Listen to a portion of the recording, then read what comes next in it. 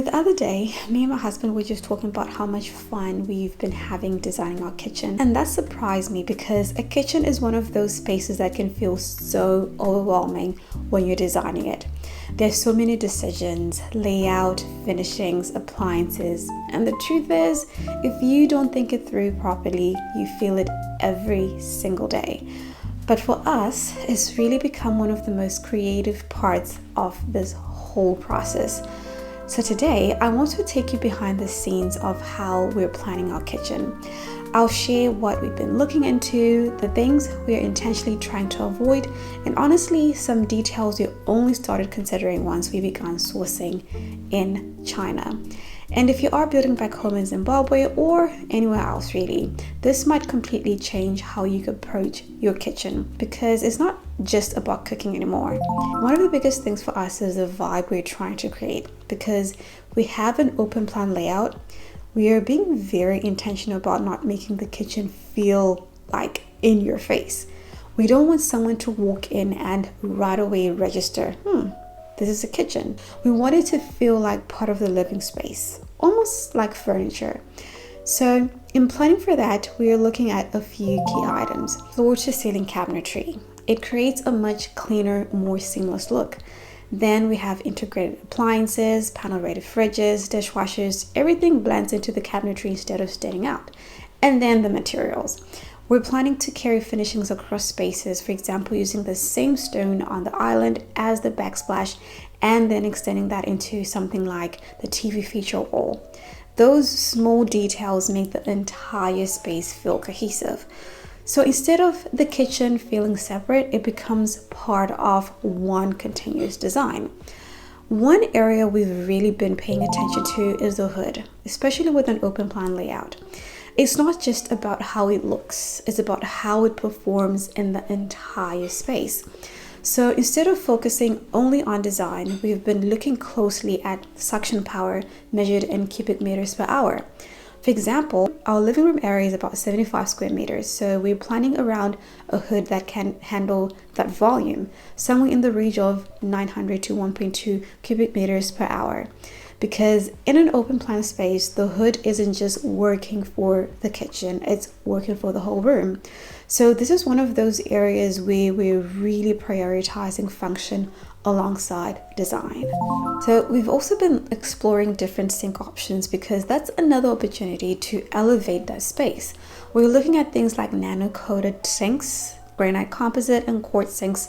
They tie in better with the overall design and they're also thicker and quieter. So the sink area becomes more than just functional, it contributes to the whole overall look and feel of the kitchen. One thing we've really come across while sourcing here is how much the internal fittings can completely change how your kitchen functions. We're looking at pull-out drawers, pull-out spice racks, drawer inserts in different materials and pull-down shelves for higher cabinets. Especially with tall cabinetry, some upper sections can be difficult to reach. So having pull-down systems make those spaces fully usable. And then inside the drawers, you're not limited to basic finishings. There are beautifully designed inserts that help organize everything, cutlery, utensils, spices, so everything has its space.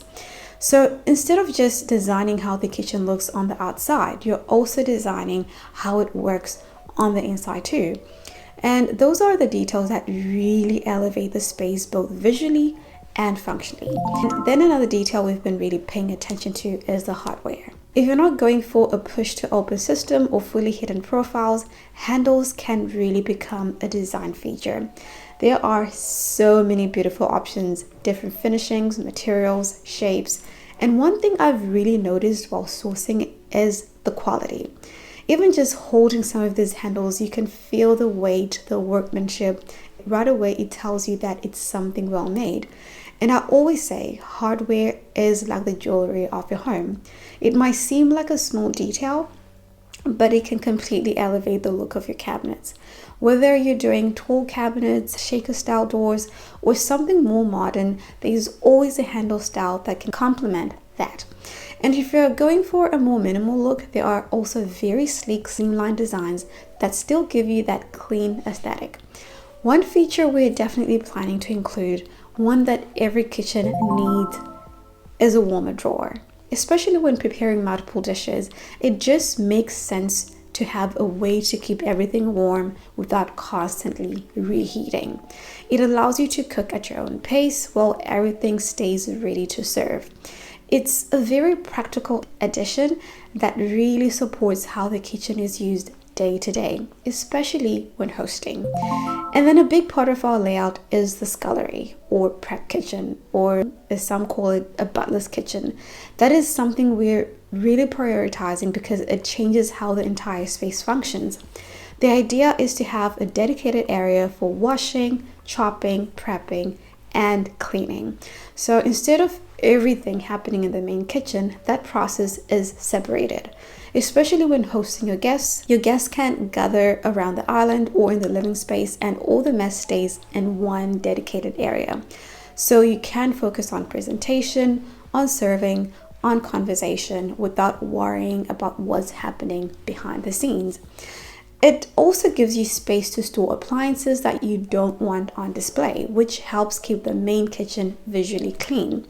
And overall, it just makes everything feel more organized because each function has its own space. And then the pantry. We are planning around open shelving. So instead of everything being hidden, you can clearly see what you have. It makes it easier to track what's running low and keeps everything accessible. So between the scullery, handling the workflow, and the pantry, keeping things visible, the kitchen is designed to function just as well as it looks. And then finally, lighting. This is something we're being very intentional about. We're planning for layered lighting, including task lighting, under cabinet lighting, spot lighting for key areas like the stove, and feature lighting over the island. Because this is a working space, you need proper visibility. But at the same time, lighting shapes the atmosphere. So we're leaning towards warmer tones which feel more inviting and really complement the overall design. Lighting is one of those things that, when done right, it just brings everything together. Planning this kitchen has honestly been such a detailed process, and sourcing from here has really opened up so many options for us that we might not have considered otherwise.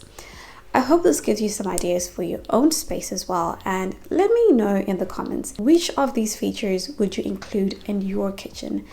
And don't forget to like, subscribe so you can follow along as everything comes together.